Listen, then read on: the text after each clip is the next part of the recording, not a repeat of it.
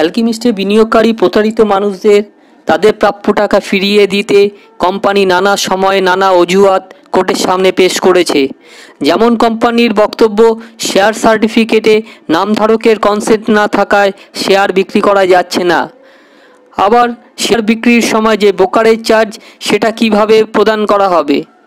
আবার কখনো কোম্পানির বক্তব্য, সেবির কাছে শেয়ার বাবদ 102 কোটি টাকা নিউজড অবস্থায় পড়ে আছে। আবার কখনো কোম্পানি দাবি করছে 52 কোটি টাকা কোম্পানির তালুকদার কমিটিতে পাঠাতে তাদের কোনো অসুবিধা নেই। লাস্ট হিয়ারিংয়ে কোর্টের বক্তব্য ছিল যে 497 কোটি টাকা প্রাথমিক অবস্থায় কোম্পানি দেওয়ার প্রতিশ্রুতি দিয়েছিল, সেটা কবে এবং কিভাবে তা দেবে তা সুনির্দিষ্ট তথ্য পেশ করতে বলা হয়েছিল। আজকের হিয়ারিংয়ে দেখে নেওয়া যাক কোম্পানি তাদের বক্তব্য কিভাবে পেশ করেছে। সেবির অ্যাটাচমেন্টে নেই, শেয়ারগুলো রয়েছে হচ্ছে কোম্পানির ডিম্যাট অ্যাকাউন্টে রয়েছে। তো সেখান থেকে সেদিন অর্ডার দিয়েছিলেন আমাদের মাননীয় বিচারপতি জয়মল্ল বাগচি যে এইগুলো প্রথম কথা এনকাম্বার্ড নেই এটাকে প্রমাণ করে দেওয়া, এবং সেটা কোম্পানির জায়গা থেকে ডিক্লেয়ার করেছে এটা এনকাম্বার্ড নয় এই শেয়ারগুলো। এবং সেই শেয়ারগুলোকে বলা হয়েছিল যে এইগুলো ক্লিয়ারেন্স সার্টিফিকেট, অর্থাৎ যাতে সেবি এইগুলোকে মানে টেক ওভার করে এই পার্টিকুলারসগুলো জেনে সেগুলোকে যাতে বিক্রি করতে পারে কোনো ব্রোকার হাউসের মাধ্যমে। সেটা গত 28শে ফেব্রুয়ারি কোম্পানি ডিটেল পার্টিকুলার্স সেবিকে দিয়েছে এবং ক্লিয়ারেন্স সার্টিফিকেট দিয়ে দিয়েছে।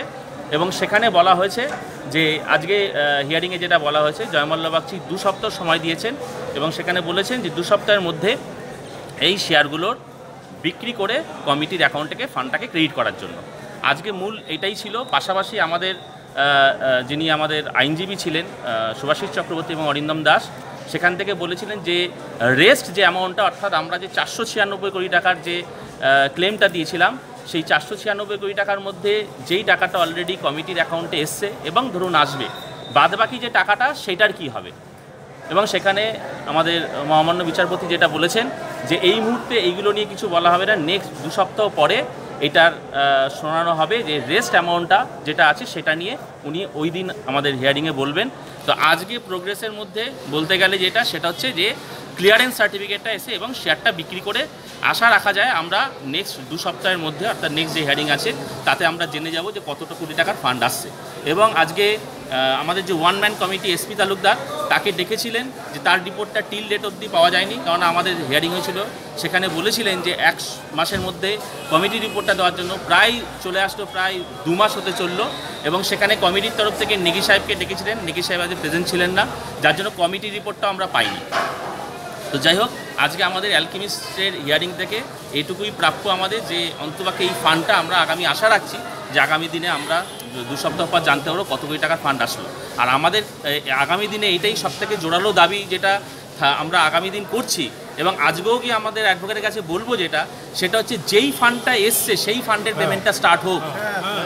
2 সপ্তাহ পরে কি আসবে না আসবে সেটা অটোমেটিক্যালি যেটা ফান্ডটা আসবে সেটা ডিস্ট্রিবিউশন হবে, কিন্তু চালু করতে গেলে যে পরিকাঠামো দরকার, প্রথম কথা এনইএফটি সিস্টেমে যে পেমেন্ট যদি থ্রু ব্যাংক, যেটা আমরা দাবি করছি এবং এটাই একমাত্র প্রসেস, কারণ ওই ড্রাফট সিস্টেমে কিন্তু পেমেন্ট দেওয়া কিন্তু খুব টাফ ব্যাপার।